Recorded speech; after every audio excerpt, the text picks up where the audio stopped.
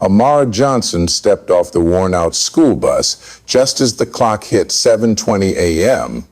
The young black girl with steady eyes and sloped shoulders stood at the gates of Westfield High School, a place that offered nothing new to her except for a polished name sign and freshly trimmed grass. This was the fifth school she had transferred to in just 3 years. For most people, that would seem unusual, maybe even alarming, but for Amara, change had become a rhythm. Every place she passed through felt the same waves of curious eyes from strangers, the same soft-spoken names loaded with judgment, the same long hallways that led to cold stares and whispers never meant to be said aloud. Nothing surprised her anymore. The only thing that still made her heart stir just slightly was not knowing how long it would take before trouble found her again. Westfield was not built for the ordinary. It gathered families with money, with influence, or at the very least, with connections. The school sat at the edge of Atlanta, surrounded by green football fields and state-of-the-art athletic facilities funded by local businessmen. The students here were mostly children of privilege, dressed well, laughing loudly, and making no effort to hide who they believed belonged and who did not. From her first step past the front gate, Amara already knew exactly where she stood. She wore a faded gray hoodie with fraying sleeves, old sneakers, and a backpack hanging by a single working zipper. Students passed by, and a few turned their heads, unable to mask their curiosity. A quiet black girl with unreadable eyes and a worn-out look didn't quite fit the image of someone this school was expecting. But Amara didn't flinch. She knew how to survive the first few days. Keep your head down. Walk steady. Don't hold eye contact longer than 3 seconds. Don't smile too softly and never answer even the most harmless questions. In schools like this, silence wasn't just a choice. It was armor. Inside, the halls buzzed with energy. Lockers slammed shut, sneakers squeaked on polished floors, voices echoed from one end of the corridor to the other. To someone new, it was overwhelming noise. But Amara didn't falter. She moved calmly, scanning the locker numbers, checking her schedule, then turned left without hesitation. Every transfer had taught her a few more survival tricks. Learn the layout fast. Spot the troublemakers early. Sit at the furthest corner of the cafeteria and never do anything that draws attention. Then came the laugh. From the far end of the hall, loud and sharp like a silent alarm. She looked up and saw a group of boys in varsity jackets huddled near the hallway entrance, circling around a tall guy with neatly combed brown hair and a smirk carved permanently onto his face. Trey Dawson. His name had already popped up several times in the student group chat she had quietly scrolled through the night before. Football captain. Son of a well-known real estate developer. The kind of student teachers respected and students avoided. He didn't have to try to be the center of attention. He had always been there. A guy like Trey didn't need to raise his voice to scare someone. One glance, one half smile, one casual shoulder bump was enough to throw people off balance. Amara had met his kind before. Every school had its own version of Trey. The guy who appointed himself king, deciding who deserved kindness and who didn't.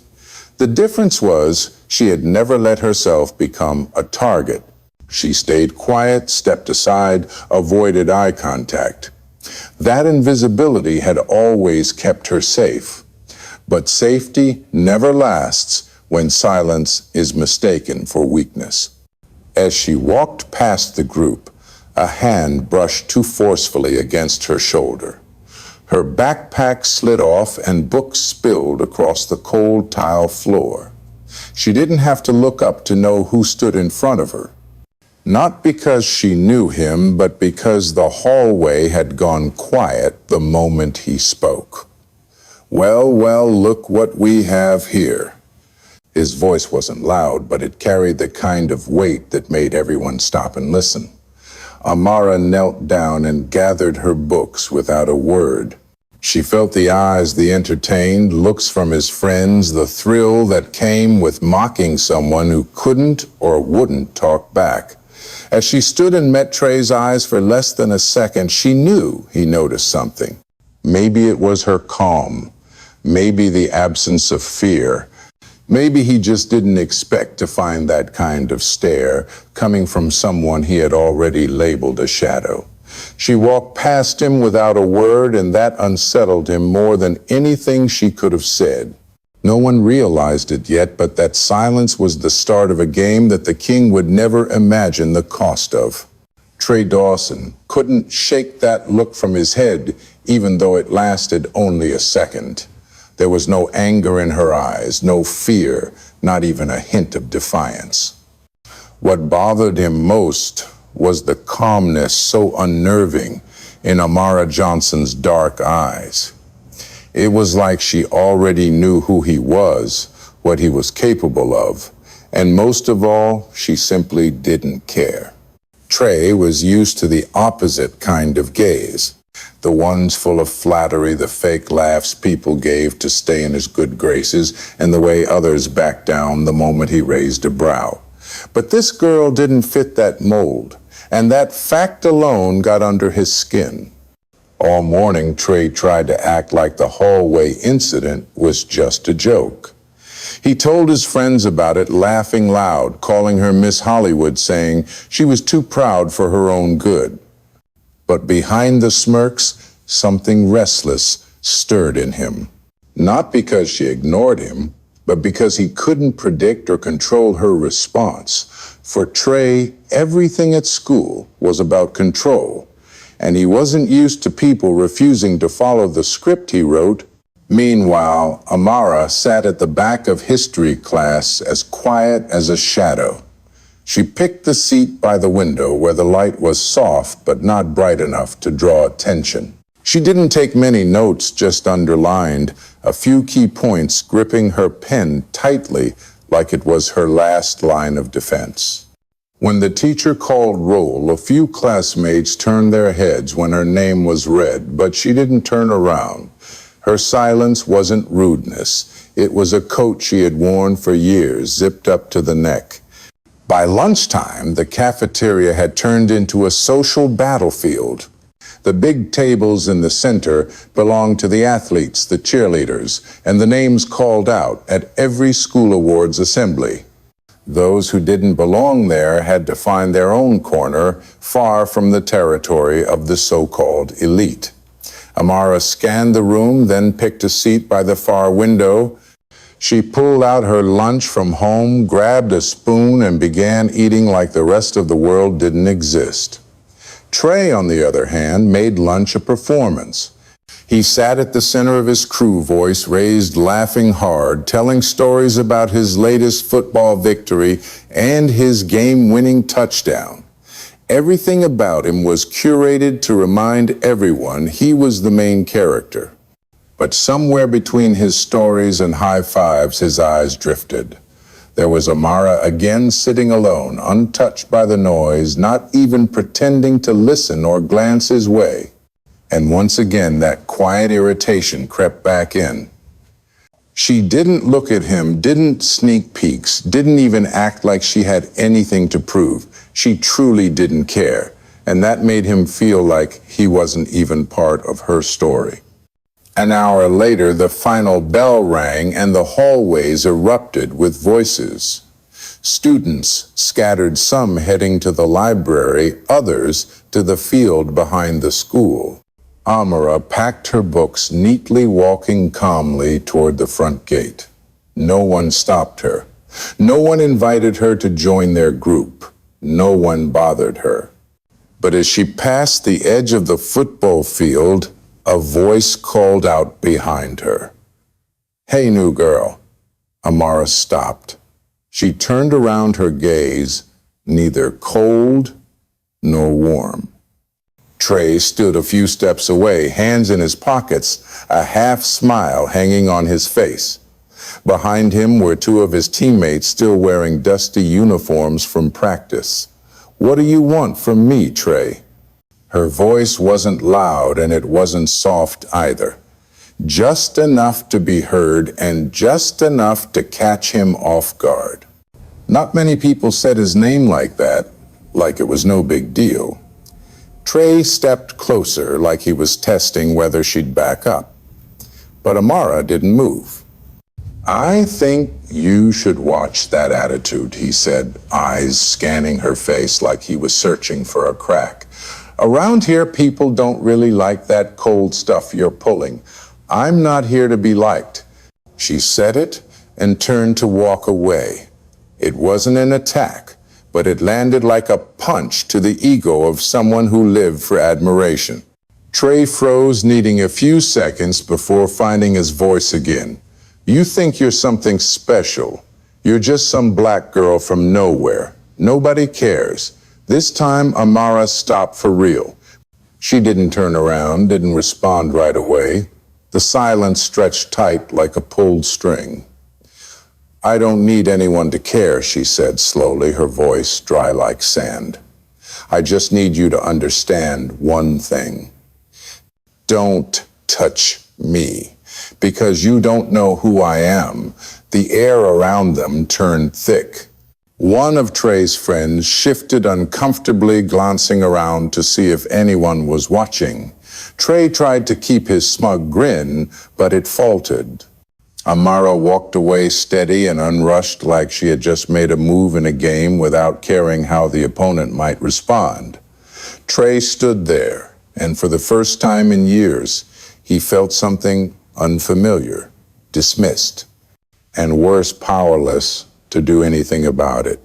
To him, she was just another new student, a black girl with no friends, no voice.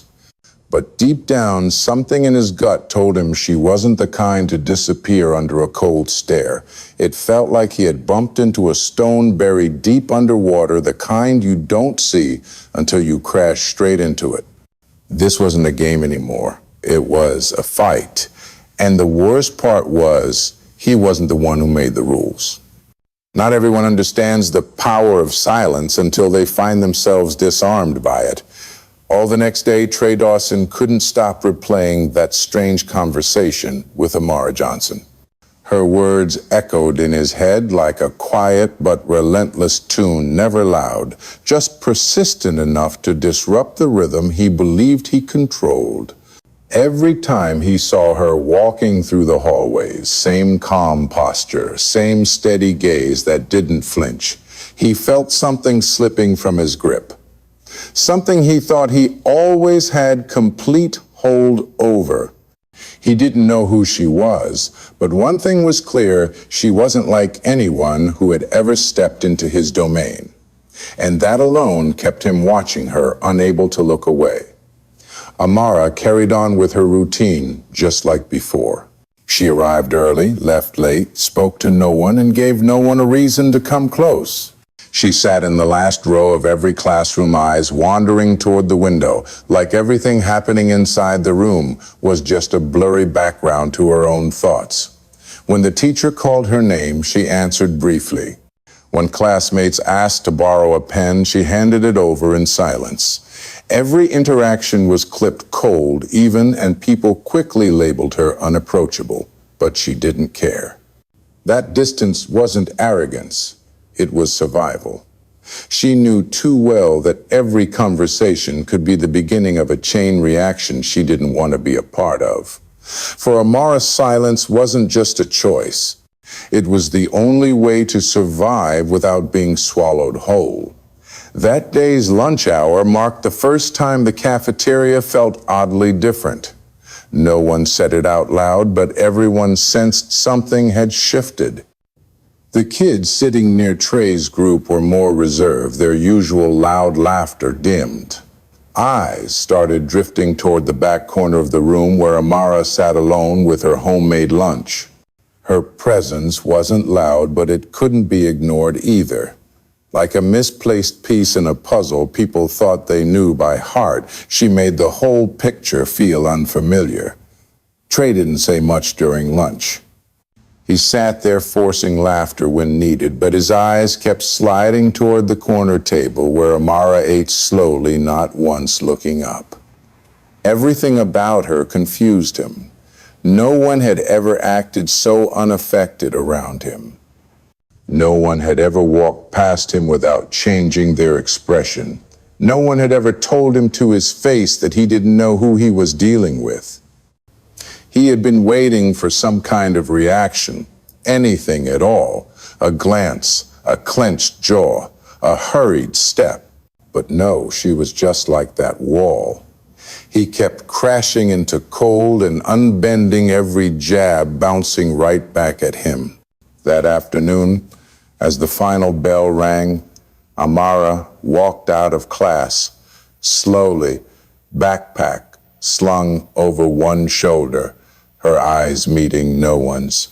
She crossed the courtyard, walking past groups of students chatting in circles, sometimes brushing shoulders, but no one dared block her way. As she neared the gate, Trey suddenly stepped out from behind the vending truck standing right in front of her. "There you are again," he said, his voice light like it was no big deal. Amara stopped.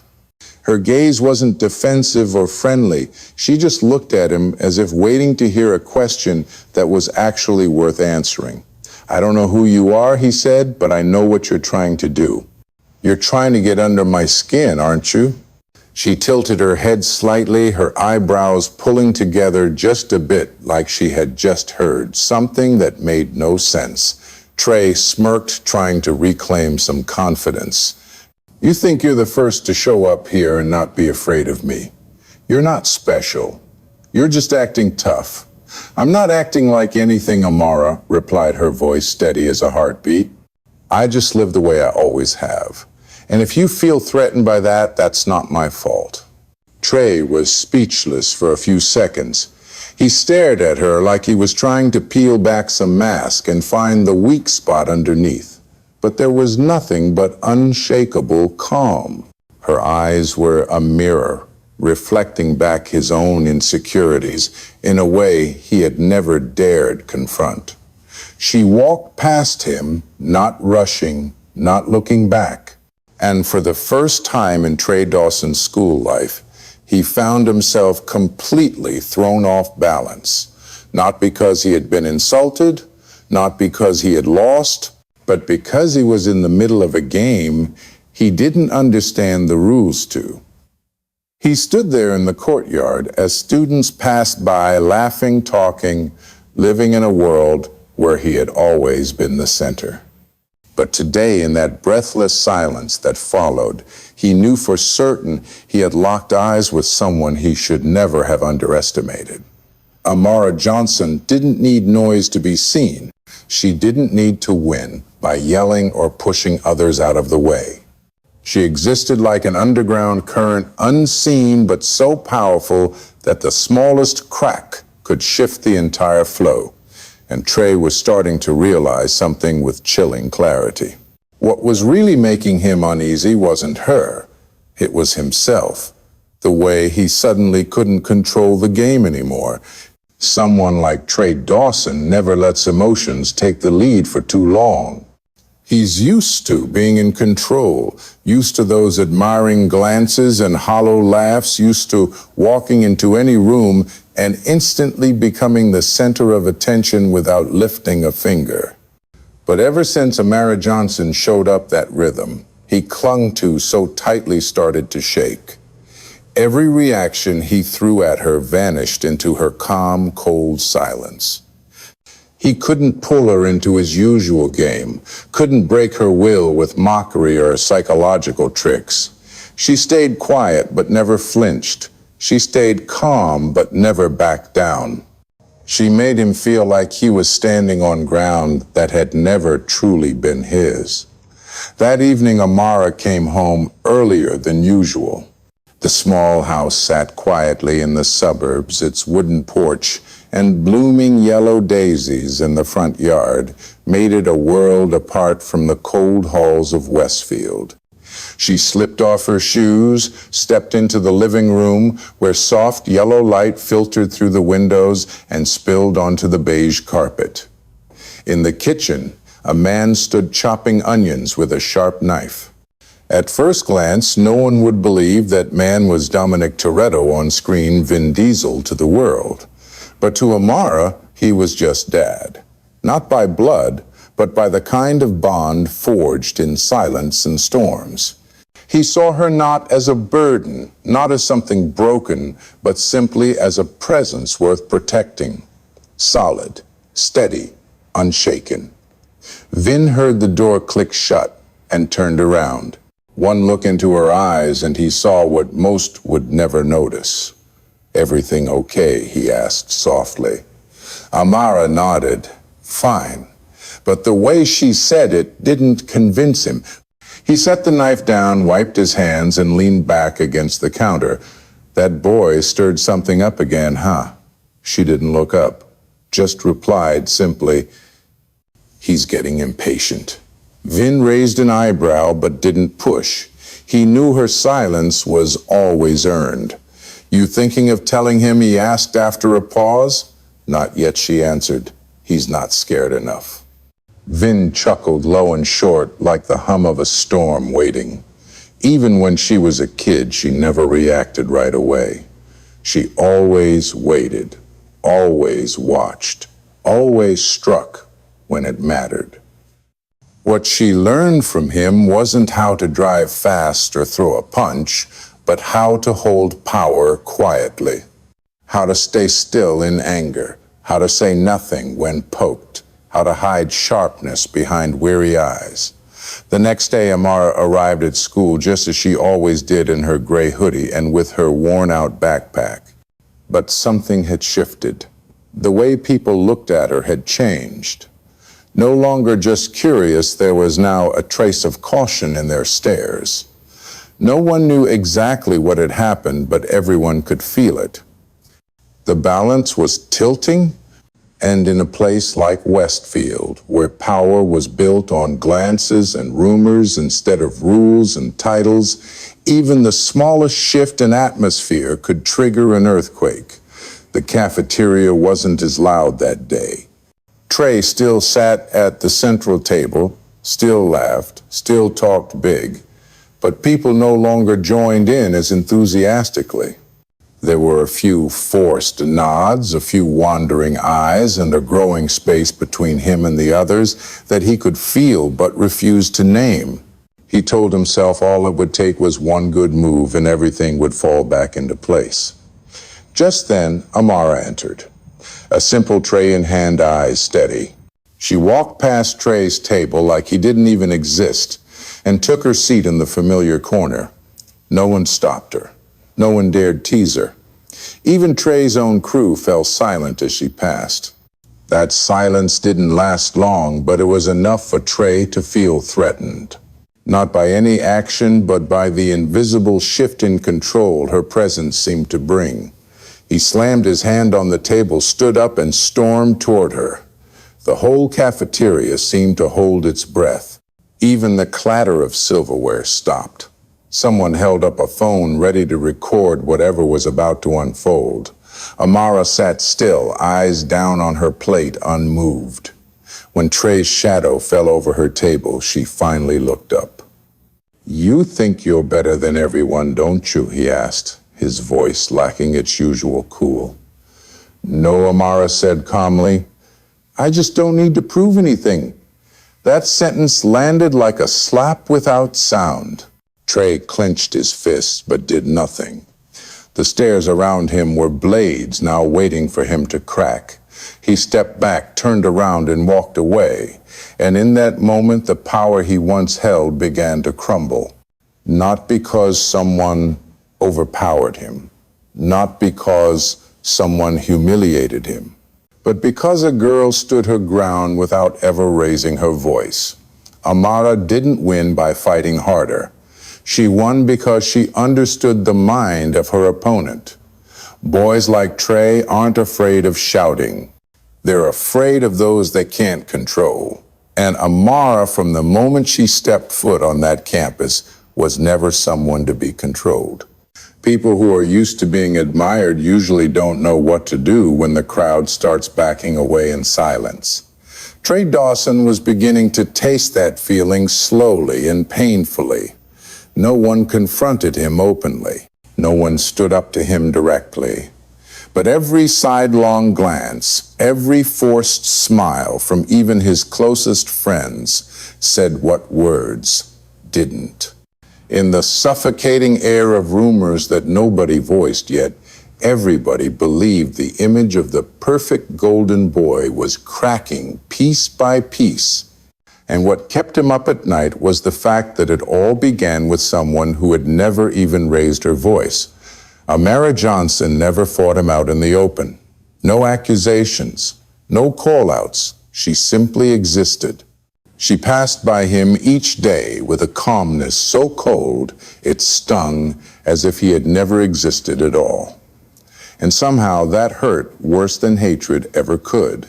A man who's used to being the center of every room doesn't really know how to deal with being invisible until the moment he's no longer seen. Trey started to act like someone who was losing control but couldn't admit it. He told others to spill water on her seat. He stuffed trash into her locker. He drew childish scribbles on the board when she walked into class. And every single time Amara quietly cleaned it all up, wiped the desk, collected her papers, straightened her things like it was part of her routine.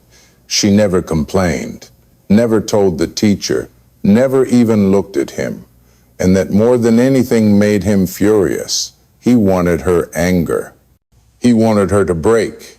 He wanted her to shout so he could say she was just another fragile girl pretending to be strong. But she gave him nothing. Vin Diesel saw it right away. The moment she walked through the front door, he could tell something was different.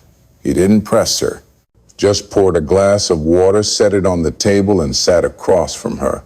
Amara told him everything in a tone so flat it sounded like she was reading from an old journal. Vin listened, quiet, focused. And when she finished, he asked one thing: "What do you want to do next?" She leaned back in the chair, eyes drifting to the misted window. "I don't need to do anything," she said.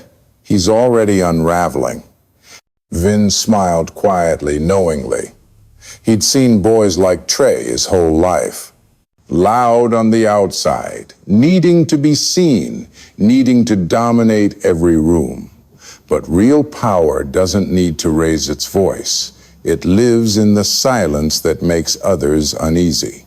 It exists in the presence that can't be ignored. The next morning, when Amara got to school, her locker had been broken into. The door was hanging loose, her books thrown all over the floor pages, torn apart, black ink splattered across the sleeves of her favorite jacket. A few students nearby watched, eyes flicking back and forth, curious, uneasy. No one helped. No one said a word. Someone snickered but fell silent when she looked up. Amara didn't cry, didn't panic. She knelt down, picked up every page, wiped off the ink, folded the torn edges, stacked everything back into her bag with the precision of someone who'd done this before. And when she zipped it up and walked away, she didn't glance back, didn't leave a single word behind. Trey had seen it all, from the hallway across the way. Standing with his crew, he hadn't laughed, hadn't said anything. He was waiting, hoping for a reaction, for something. But once again, all she gave him was silence. And this time, it didn't feel like she was ignoring him. It felt like she was dismissing him, completely, quietly, with a stillness so sharp it made him feel smaller than ever before. By the end of the day, the hallways were quieter. Footsteps echoed louder. Every voice sounded just a little more careful. Amara stepped out into the courtyard as the sun began to drop, the last light of the day slicing through the trees and catching in her hair like a blade of gold. She walked toward the black car waiting near the gates. And the man leaning against the door wasn't just a rumor anymore. Vin Diesel stood there with his arms folded, watching the girl he called his own, not because she threw punches or made threats, but because she knew exactly when to keep her sword sheathed. When she reached him, he opened the door without a word. She got in tired but clear-eyed. He started the engine and the car pulled away quiet, powerful, leaving behind a school beginning to shift in its silence. That night after dinner, Amara sat at the old wooden table, hands wrapped around a warm cup of tea. She looked at Vin and asked for the first time in days, "Do you think I'm doing this right?" He didn't answer right away. Just looked at her, those battle-worn eyes reflecting nothing but faith. "You don't need to react to prove you're strong," he said. "You just need to keep moving the way you've been moving." Because sometimes what breaks a person isn't the punch. It's the realization that they're being crushed by someone else's quiet strength one day at a time. She didn't smile, just nodded. She understood. This wasn't about winning. This was about preserving the one thing she refused to let the world strip away, her dignity. And real power doesn't announce itself with fists. It shows up in the way you stand and in the silence you refuse to let them take away. People who are used to controlling everything can never accept being ignored. They panic when the spotlight fades and they are no longer the lead in their own story. They need an audience. They need someone to challenge them, even just a glance or a muttered response. Without that, they feel invisible. And for someone like Trey Dawson, invisibility was unbearable. He had lost control of the tempo. Every trick he knew, every dirty tactic he had ever used, none of them worked on Amara. She never reacted. She never fought back. She never asked anyone for help. Her silence was not surrender. It was a mirror. And every time he tried to provoke her and got nothing in return, it only showed him more of what he was trying to avoid, himself. Rumors were now pouring down every hallway. People talked about the car that picked Amara up after school, about the man behind the wheel, about his sharp gaze. Some whispered he was her private bodyguard. Others swore he was a Hollywood actor. The name Vin Diesel started to pop up in every corner of the school. At first, Trey laughed, but deep down, he was fuming. If it was true, then not only had he lost his grip, he had become the fool in someone else's show. So he held on to the only thing he knew. Force. He told Ryan, the biggest guy on the team, to trip Amara in the cafeteria. Nothing too obvious. Just enough to knock her off balance. Just enough to make her snap. That was all he needed. One outburst. One sign of weakness. Then he could twist it all back in his favor. Ryan played his part. He stretched his leg as she walked by. Her tray almost slipped. But when she looked up, she was calm. No anger, no panic. She looked Ryan in the eye and said one simple thing. "I did not realize people still think rudeness is a kind of power. Seems like some folks missed the arrival of civilization." The cafeteria froze. Someone chuckled. Quiet, but cutting. Ryan stared at her, embarrassed. Trey went pale. She had not shouted. She had not threatened. But her words landed like a blade, sharp and clean. And just like that, she turned away and took her seat like nothing happened. Trey felt it. The shift. The fading. He looked around and saw it clearly now. The people who used to laugh loud at his jokes were smiling less. The high fives were half-hearted. The praise was thinner. He had never needed to try to be noticed.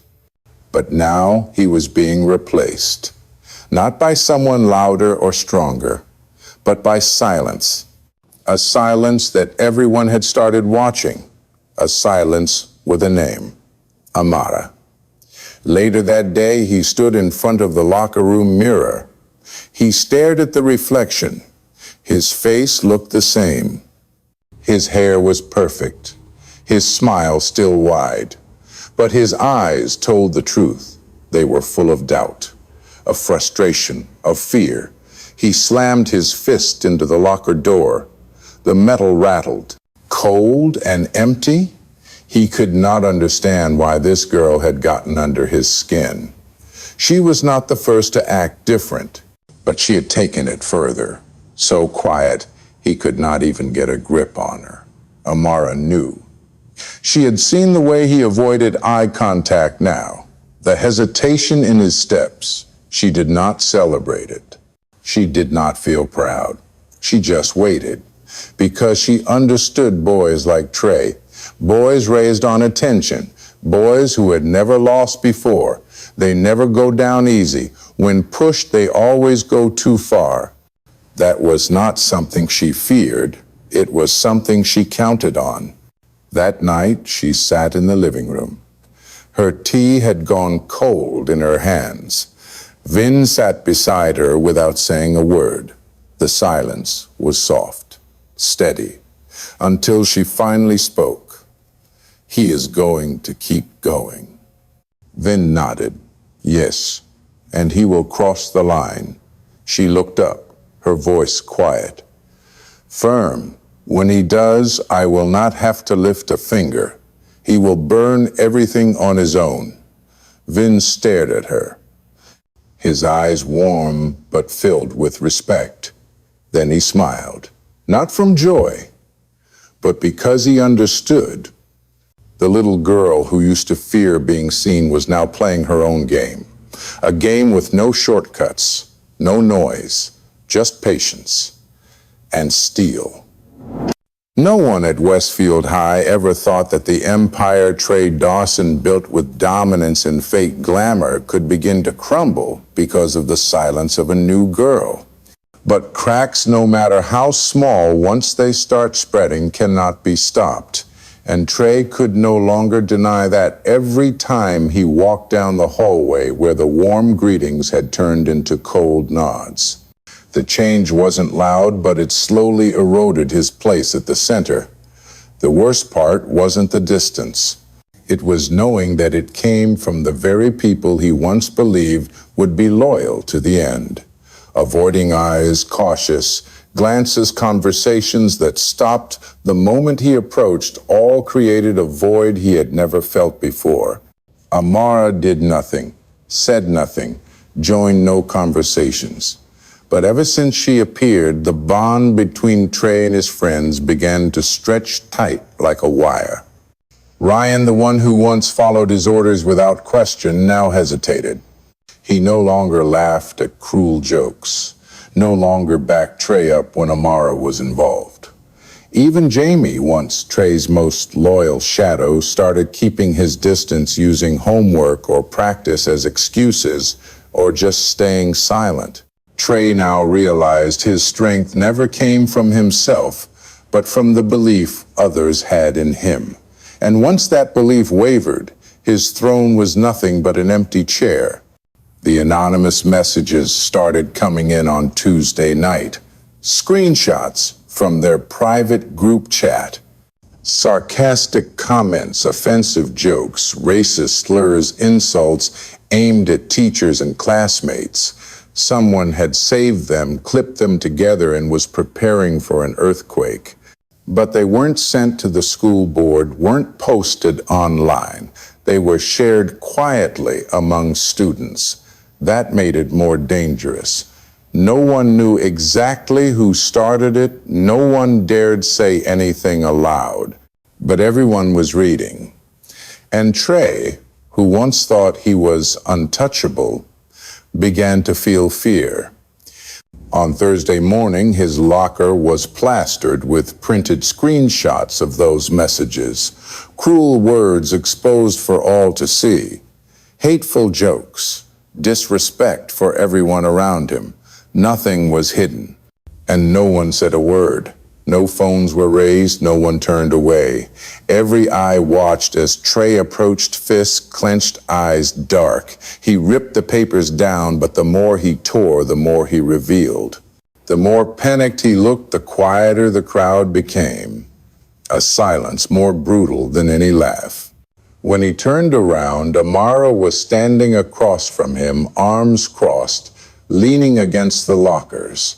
Her eyes calm, her posture relaxed, as if just watching the natural end to something that was never built to last.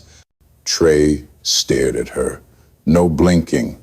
In that moment, everything inside him cracked.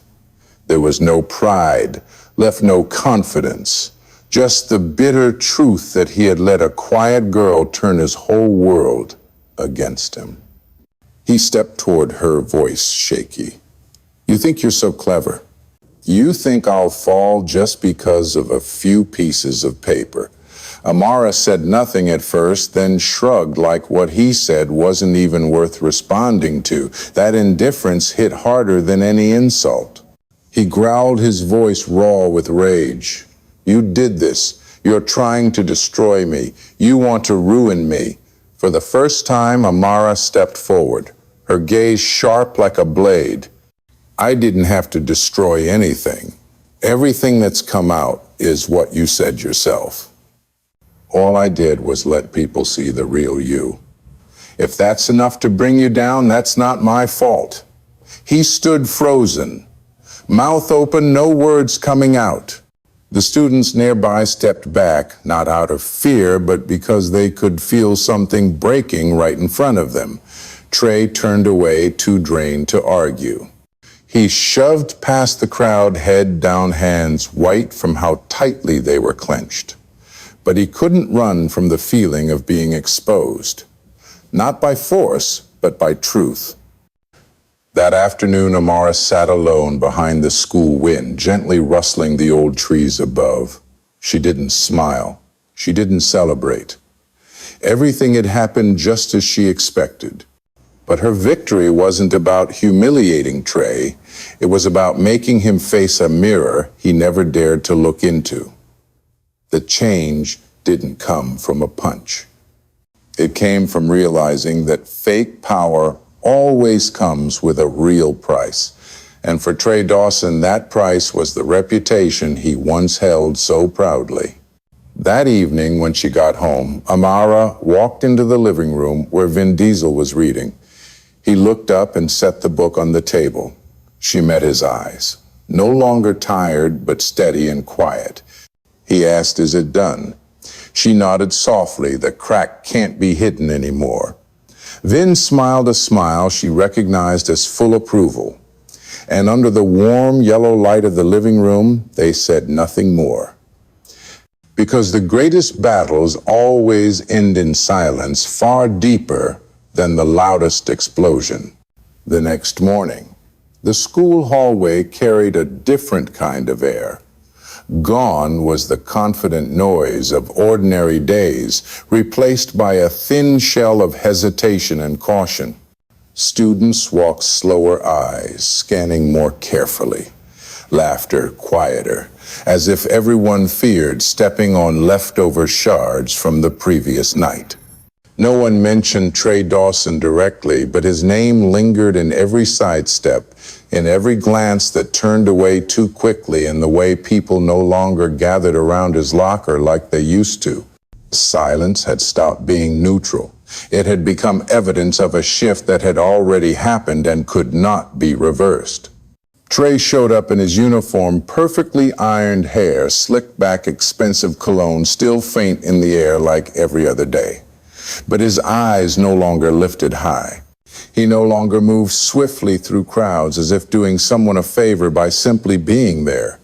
Every step today felt heavier, as if even his shoes no longer fit the role he was clinging to. He knew people were watching, not with admiration, but with the curiosity reserved for someone once at the center, now slowly fading into the background. Every spotlight had an expiration date, and the most terrifying moment was realizing it had never been real to begin with. Amara Johnson walked past him on the way to first period, eyes straight ahead, no pause, no emotion.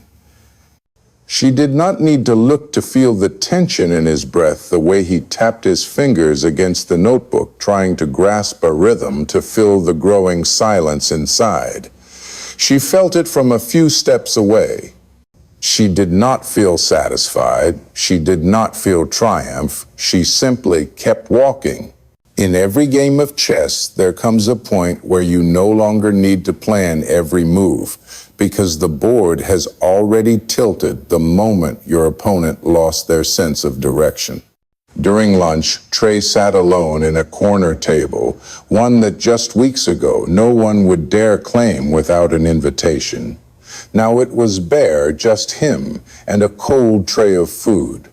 His old friends sat a few tables away. No one looked his way. No one called him over. No one said his name.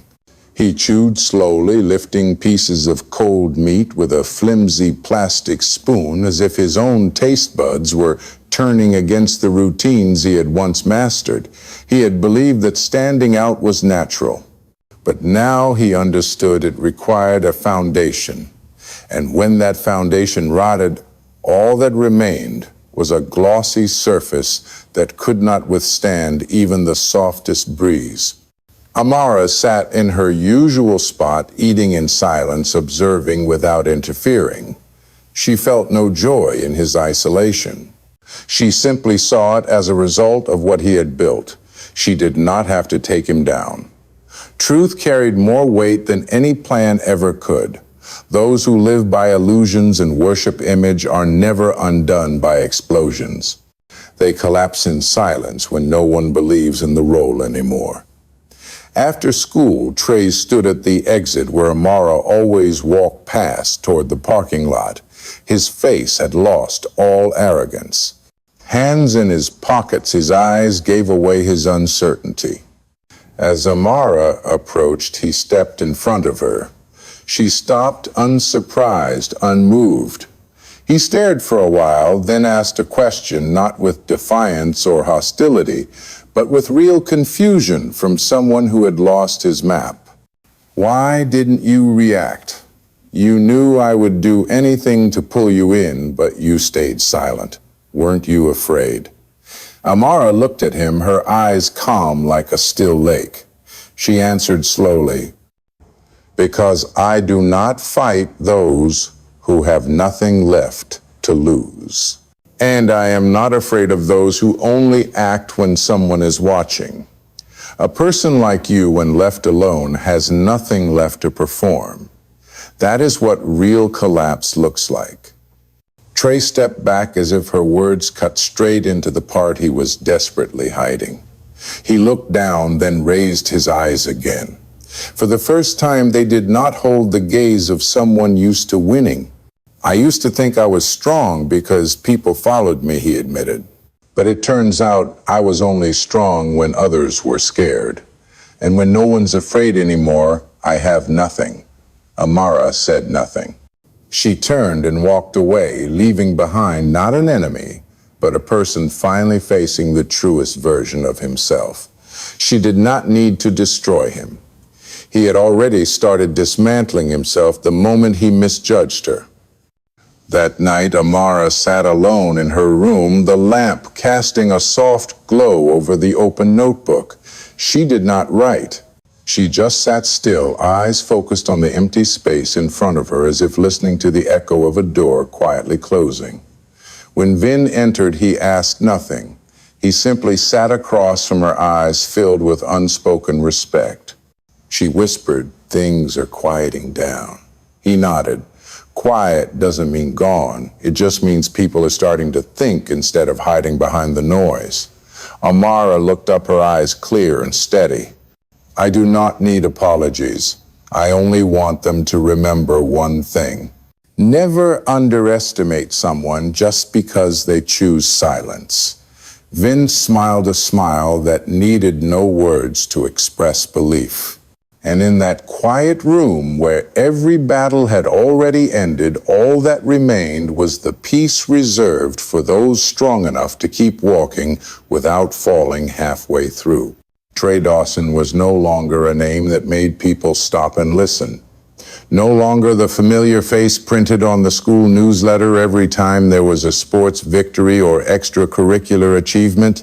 Instead, he had become a quiet shadow drifting through the halls, a name people avoided mentioning because they no longer knew whether to feel pity or contempt. The old messages, the words he once said with such pride, now lay in the hands of others as undeniable proof of what he had tried so hard to hide. No one needed to condemn him. No one had to shout.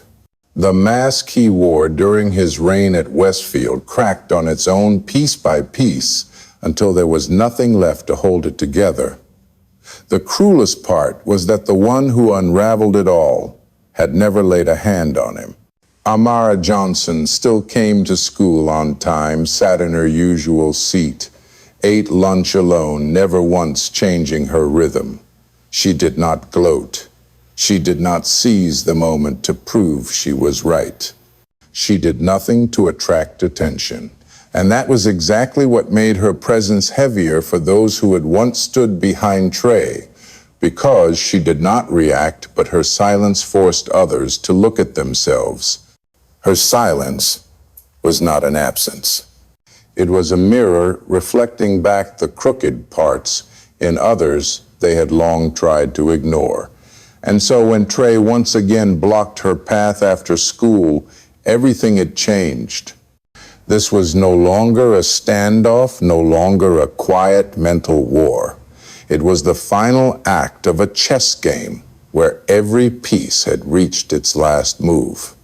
He stood there, hands not in his pockets, not wearing a smirk, not putting on his usual careless face. Just a boy who looked tired, worn out by his own weight.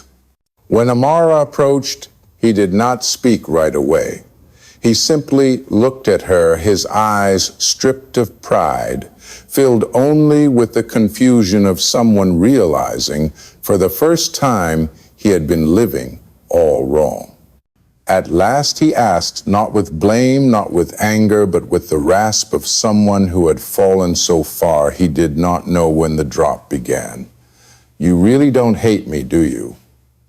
You could have turned everyone against me, got me suspended, shamed me in public. But you didn't. You just watched. Why?" Amara did not answer right away. She stared at him for a long moment, as if weighing which words were necessary and which would only add noise. Then she said, "Because I never needed to win against you. I only needed you to see yourself, not through the mirrors held by others, not through flattery, but the raw truth you've painted over for years. If that alone is enough to make you fall, then anything I do would only make me just like you." Trey stood frozen, his breath caught in his throat. He did not know what he had expected from this encounter, but it certainly was not the cold composure before him. He had imagined she would humiliate him, demand justice, use this victory to build her own image. But she did none of those things. And somehow that hurt worse than public shame ever could. He asked again, not as a dethroned figure, but as someone seeking answers to questions he had once mocked. "Why weren't you afraid? From the start, you knew how I would react. You knew I would try to bring you down. So why didn't you run, fight back, ask anyone for help?" Amara tilted her head slightly, eyes deep and unreachable. "Because I used to live in fear. I used to lower my head under contemptuous stares, shrink under every mocking word, believe that if no one noticed me, I would be safe. But that never made me stronger. It only made me disappear. One day I realized that silent existence is not a shield. It is a choice. Not reacting does not mean surrendering. Silence does not mean weakness. I chose silence because I did not want to be like you. Loud only when someone is watching. Trey said nothing more. He simply looked down as if for the first time in his life, he was truly listening instead of waiting to respond. Her words were not strikes. They were reminders, gentle like the wind, but deep like the rain. He understood then that he had lost his way long ago. Everything he thought was power had been a shell. Every laugh had been an illusion. Every pat on the back had been fear in disguise.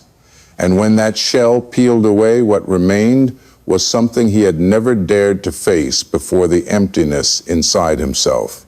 Amara did not wait for him to apologize. She did not need his explanations or his promises. For her, the moment he stood silent and began to reflect was enough. She turned away, walked down the quiet hallway, leaving behind not an enemy, but a memory of a school that once believed itself unshakable. And Trey stood there for a long time as if trying to hold on to the last warmth left in words that carried no bitterness. That evening in the small house at the end of the street, the kitchen light cast a gentle glow over the table where Amara slowly flipped the pages of a thick book. Vin sat across from her, tea in hand, watching her like he was finally seeing something he had only sensed before. You just did something many spend their whole lives trying and still fail to do, he said softly. You made someone change without using power, without noise, without the need to win. You just stood still. Amara did not look up. She simply replied, because I know sometimes what hurts the most is not defeat. It is being seen. By the end of the month, the sky had changed its shade. Golden leaves fell more heavily onto the schoolyard, and the bell sounded like it came from somewhere far away. No one mentioned the name Trey Dawson as a symbol anymore. The rumors had faded into the air, leaving behind only faint traces along the hallways that once echoed with laughter and applause. Everyone returned to their usual routines, assignments, and tests, reclaimed the spotlight. But there was one thing that could never go back to the way it was. The way students treated one another had changed. People started looking at each other more carefully before joining in on a laugh. They became wary of cruelty disguised as harmless fun. Respect, once seen as an afterthought, now became a requirement to belong. Amara Johnson did not step onto any stage, did not become a hero, and no trophy was ever handed to her. But the way people looked at her had completely shifted. There was no more staring or whispering. What remained was acknowledgement, calm, quiet, but unmistakable. She was not famous in the way Westfield used to define it, but she became someone no one dared to underestimate. Every time she walked by, no one blocked her way or dropped sarcastic remarks anymore. She no longer needed to blend in. It was her refusal to blend that made her stand out. Not through bright colors, but through a strength that existed without needing a spotlight. Trey no longer sat at his old lunch table. He chose a corner by the window where he could look out at the football field without drawing attention. He no longer spoke loudly, no longer tried to be invisible either. He simply existed like an ordinary student in the truest sense of the word. One day, Amara walked past him. Their eyes met. No challenge, no anger, no guilt. Just two people who had once been at odds, now understanding that the greatest thing they had learned from each other was not in words, but in how they each chose to exist. After school, Vin pulled up to the usual spot. Amara stepped into the car, no longer catching stares, because everyone had gotten used to it by now. She opened the door, sat down, said nothing. Vin started the engine, one hand resting lightly on the steering wheel, as if listening to a story that did not need to be spoken. After a moment, he said, "You do not look as tense as usual today." Amara leaned her head against the window, eyes watching the trees blur past. Things have settled. Vin did not ask what kind of settled. He knew that peace did not mean an ending. It meant the noise outside could no longer disturb what was within. She had walked the entire journey not needing to cross a finish line to know she had changed. On the weekend, Amara sat in the library where sunlight tilted across the spines of old books. She read a thick volume about psychologists, jotting notes on a pad, tapping her fingers on the cover when her thoughts paused. A younger student came over, hesitated for a moment, then quietly asked, "How do you stop being afraid when people bully you on purpose?" Amara looked up, not surprised. She set her pen down, tilted her head eyes, focused on the girl. "You do not need to be strong right away," she said. "Just remember this. People who need others to fear them to feel worthy will eventually reveal their weakness. Your job is to not let your silence turn into darkness. Let it be your choice." The girl nodded, her eyes brightening, then walked back toward the shelves with lighter steps. Amara turned back to her book, underlining a passage that read, "True strength is not in overpowering others, but in staying grounded when everything around you changes." She smiled softly, the first time in days she let her smile appear without tucking it away. That evening, she and Vin set the table. A simple dinner, a few stir-fried dishes, hot soup, and some fruit for dessert. The atmosphere at home was the same as any other day. But just as they sat down, Amara spoke. "I think I will stay at this school until the end of the year." Vin nodded as if he had been waiting for that answer all along. "You have already moved past it," he said. "No one can make you step back anymore." She did not reply, just quietly picked up her chopsticks, scooped some vegetables, and chewed slowly, like each flavor was a milestone she wanted to remember. That night, the house fell into calm. Outside the window, the wind rustled the trees, the leaves swaying gently in the dark. Amara lay in her room, the soft yellow light falling on the open book beside her. She was no longer reading, just lying still, eyes on the ceiling. Not because she was deep in thought, but because she was letting her mind drift, like someone exhaling after walking a long road without pause. She did not regret anything she had chosen. Not because she had won, but because she had not lost herself just to win. The story at Westfield did not rewrite. History did not spark a movement, but for those who witnessed it, it left something clear. Silence is not surrender. And those who walk firmly without noise, without seeking to dominate, but without ever stepping back, are the ones who shift the balance of the game. Amara Johnson did not need to be remembered as the one who toppled Trey Dawson.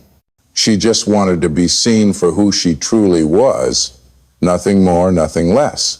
A black girl transferring for the 5th time, walking into a hallway filled with fake laughter, and through her quiet presence forcing an entire system to rethink how it measures strength, and to her that was enough.